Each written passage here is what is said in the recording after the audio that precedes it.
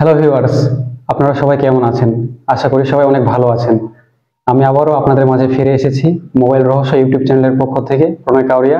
আজকে কিন্তু আবারও নতুন একটি প্রোডাক্ট, আমাদের সবার জনপ্রিয় ইয়ারফোন ব্র্যান্ড QKZ ব্র্যান্ডের DM7 ইয়ারফোনকে নিয়ে আজকে কিন্তু রিভিউ করে আপনাদের মাঝে আলোচনা করে দেখাবো।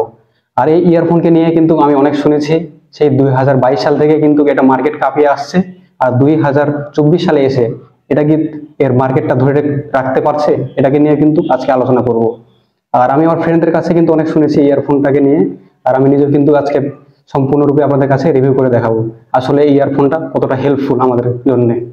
তো ভিউয়ার্স, এবার আসা যাক এই বক্সের ভিতরে কি কি আছে, সম্পূর্ণরূপে আমরা এটা দেখে নেই। ভিউয়ার্স, আমরা কিন্তু এখান থেকে পেয়ে যাচ্ছি আমাদের জনপ্রিয় যে ইয়ারফোন ব্র্যান্ড QKZ এর সেই কাঙ্ক্ষিত যে কাভার আমরা পেয়ে যাচ্ছি এখান থেকে। আর এখান থেকে কিন্তু আমরা সুন্দরভাবে কিন্তু আমাদের যে বক্স, সেটা কিন্তু এখানে কিন্তু সুন্দরভাবে পেয়ে যাচ্ছি। তো এবারে আমরা বক্সটা ওপেন করলে দেখে নিতে পারবো কি কি রয়েছে এটার ভিতরে। বক্সটা সুন্দরভাবে ওপেন করার পরে আমরা কিন্তু এখানে পেয়ে যাচ্ছি আমাদের যে ইয়ারপিস, সেটা আমরা কিন্তু এখানে পেয়ে যাচ্ছি।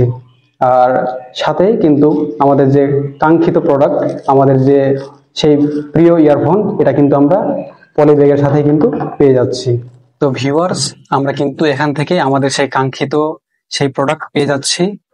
আর এখান থেকে কিন্তু আমরা দেখলে আমরা পেয়ে যাচ্ছি এখানে রয়েছে ইয়ারবাডস, আর সাথে কিন্তু ইয়ার টিপসটাও সাথে রয়েছে। আর এখান থেকে খেয়াল করলে আমরা কল রিসিভারটা পেয়ে যাচ্ছি খুব সহজেই। কল রিসিভার এখানে রয়েছে, আমরা দেখে নিতে পারছি। আর এখান থেকে কিন্তু 3.5 mm এর সেই ইয়ারফোন জ্যাকটা আমরা কিন্তু পেয়ে যাচ্ছি। ভিউয়ার্স, আমরা ওভারঅল ইয়ারফোনটার লুক খেয়াল করলে কিন্তু এটার খুব সুন্দর একটা ডিজাইন পেয়ে যাচ্ছি। আর এই ইয়ারফোনটাই কিন্তু এই ডিজাইনের জন্যই মূলত অনেক জনপ্রিয় আমাদের সবার কাছে। আমরা সুন্দরভাবে খেয়াল করলে দেখে নিতে পারছি এই ইয়ারফোনটা কিন্তু আসলে বিল্ড কোয়ালিটি আর ডিজাইনের দিক দিয়ে অনেক কমফোর্টেবল বলা যায়। আর এখানে কিন্তু তারা একটা মেটালিক একটা জিনিস দেওয়ার ট্রাই করেছে আমাদের যে ইয়ারপিস আছে এখানে। আর এটা কিন্তু অনেক সুন্দর ছিল, দেখার মতো ছিল। আর সাথে যে প্লাগটা ব্যবহার করা হয়েছে সেটাও কিন্তু অনেক স্মুথ ছিল। ভিউয়ার্স, এতক্ষণ তো ইয়ারফোনের যে সৌন্দর্য, যে ডিজাইন, সেটা নিয়ে আমরা আলোচনা করলাম। এবারে ইয়ারফোনের যে মেন বিষয়, সেটা যে সাউন্ড কোয়ালিটি, সেটা নিয়ে আমরা আলোচনা করব। এবারে দেখে নেওয়া যাক আমরা কত সুন্দর সাউন্ড কোয়ালিটি এখান থেকে আমরা পেয়ে যাই। ভিউয়ার্স, আমরা এবারে আমাদের যে ইয়ারফোন জ্যাক, সেটা ফোনের সাথে কানেক্ট করে নেই। কানেক্ট করে নেওয়ার পরে এবারে যে আমাদের ইয়ারবাডস রয়েছে, সেটা আমরা কানের ভিতরে লাগিয়ে নেই। আর সেটার সাউন্ড কোয়ালিটি আমরা এবারে জাজমেন্ট করি।